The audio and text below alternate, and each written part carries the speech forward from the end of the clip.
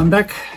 I hope you are well out there and staying safe. Today, in this video, I'm going to try and save a piece that I made probably a couple of years ago. It's so long ago that I forget what I was actually trying to do. So it's a circular piece. You'll see it in a minute. Made from basically transparent and frit. And for some reason or other, I wasn't happy with it, and it got put aside. So I'm going to slowly go through trying to create something out of this. So it'll be a bit of a learn as we go exercise, in that I'll just do it step by step and keep looking at it and see what I can actually do with it. So who knows where it's going to end up. Hang around and we'll find out.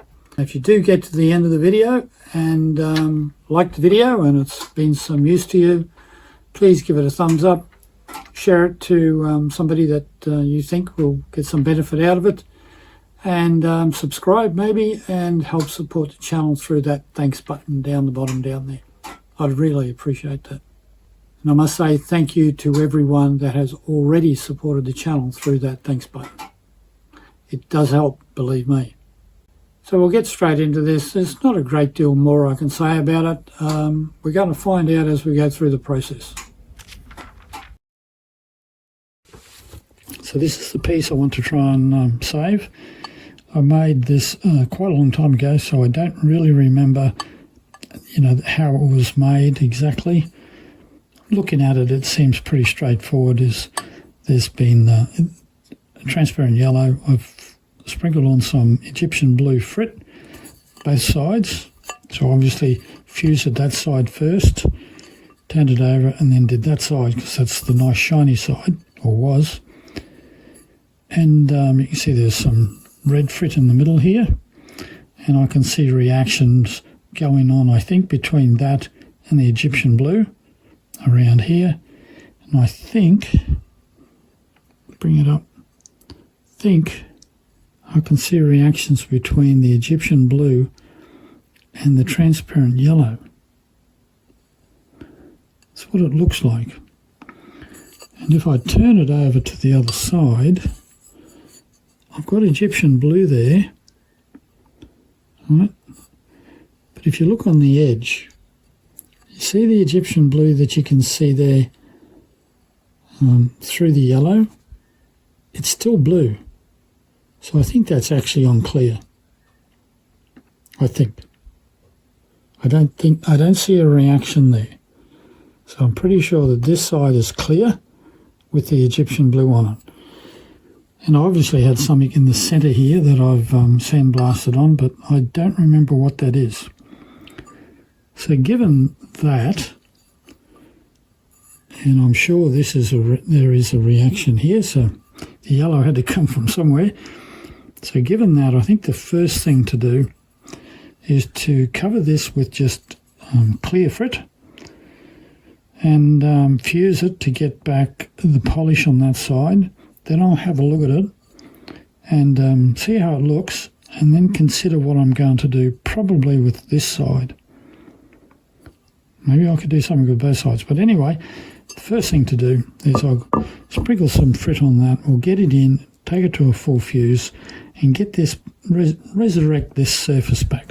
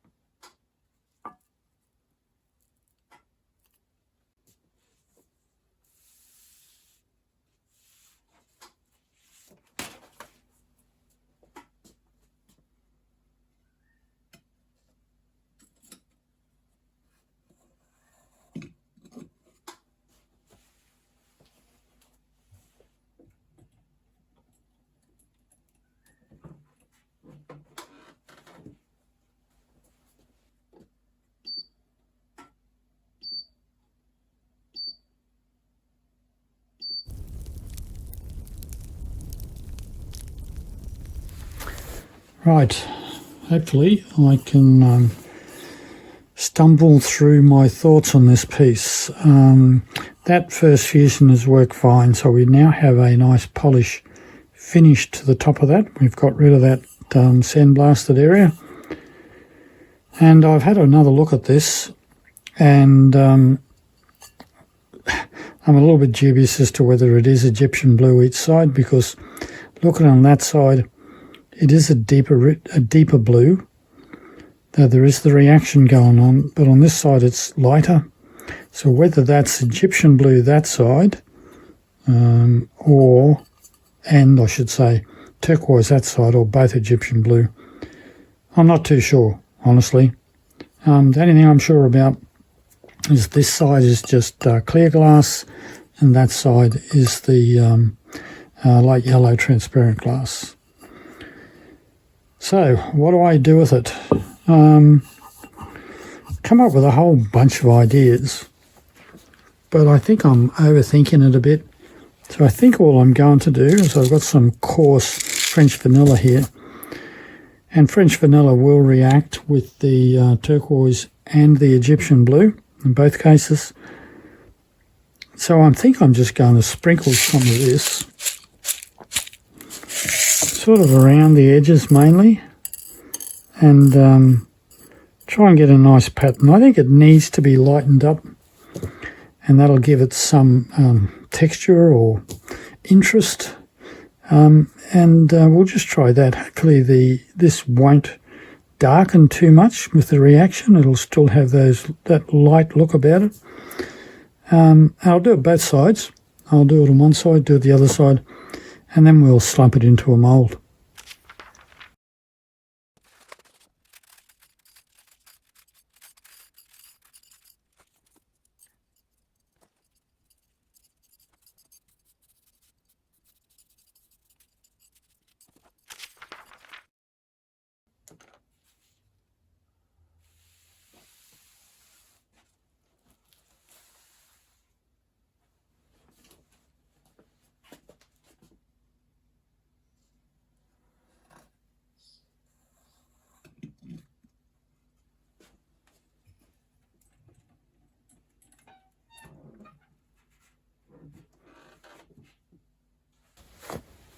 That's worked out well.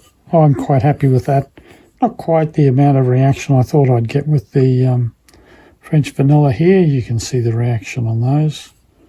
So it's a very subtle reaction, but I'm still happy with that. We've still got our nice swirly red pattern in the middle, graduating out to the sides.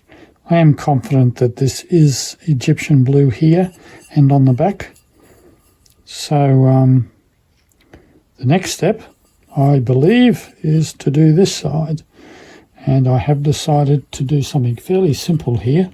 I'm going to use the French vanilla, that's the powder, and I am going to pretty much fill in the centre of it here and thin it out towards the end, or the sides I should say.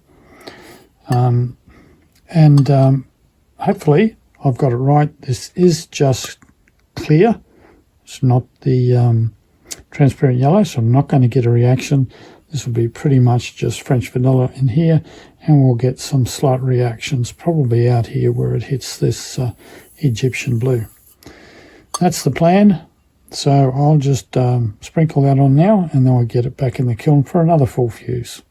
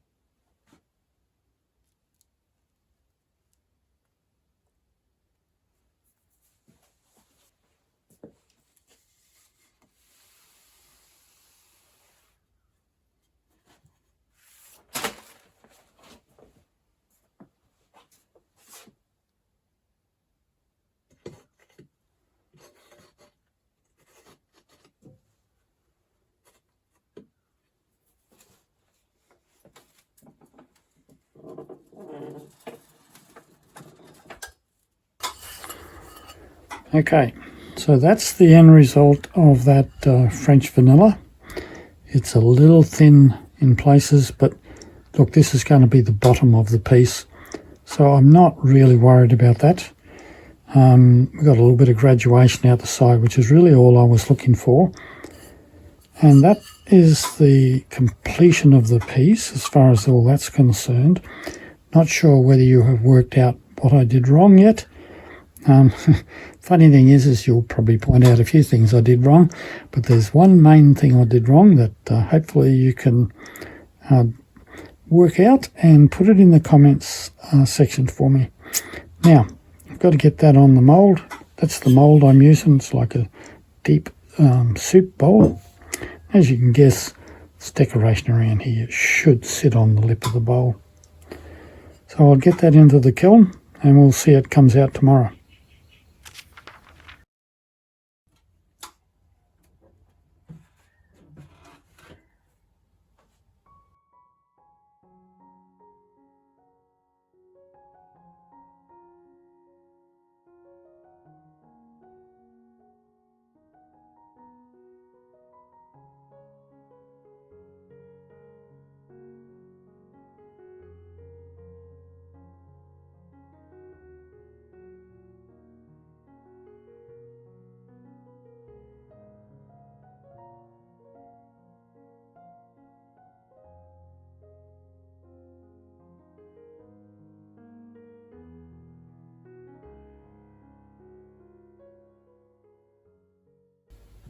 It's funny, that piece has sat around in my shelf there for a long time.